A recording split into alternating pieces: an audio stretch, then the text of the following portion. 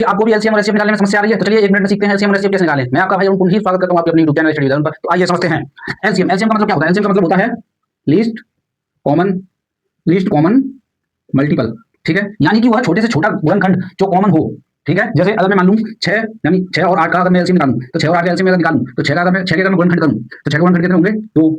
एक तो 2 हो जाएगा, 3 हो जाएगा, 2 3। अगर मैं 6 के गुणनखंड करूं, 3 3 नहीं, 2 गुणा 3। ठीक है, ठीक है। अब मैं 8 के करूं, अब मैं 8 के करूं, 2 से 4, 2 से 2, 2 से 1, तो इसका आएगा 8 का 2 गुणा 2 गुणा 2। ठीक है, चलिए।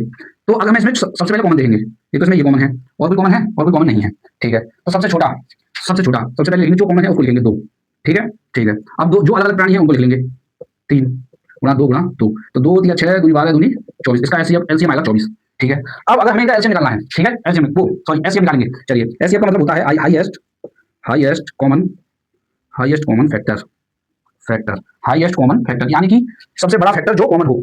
ठीक है, जैसे 6 और 8 का अगर मुझे एचसीएफ निकालना है, कितने का? 6 और 8 का, 6 और 8 का अगर मैं एचसीएफ निकालूं तो 6 में प्राइम फैक्टराइजेशन करूं, यानी कि 6 के मैं गुणनखंड करूं, 6 के मुझे गुणनखंड करूंगा इसका फैक्टर, तो 2 3 6 और 3 से 1, तो इसका कितना होगा? 6 का हो जाएगा, यहाँ पे लिख लेता हूं, 6 का आएगा 2 गुणा 3। ठीक है, अगर मैं 8 का करूं तो 8 का भी उतना ही आएगा, 2 गुणा 2 गुणा 2, 2 गुणा 2 गुणा 2। तो इसमें हमें हाईएस्ट कॉमन फैक्टर छाड़ना है, यानी कि जो बड़ा हो और कॉमन हो। सबसे पहले इसमें देख लेंगे हम कॉमन कौन है, तो इसमें एक तो 2 कॉमन है, और भी कॉमन है, और कोई कॉमन नहीं है। तो हमारा जो एचसीएफ होगा 6 और 8 का, जो हमारा एचसीएफ होगा वो होगा 2।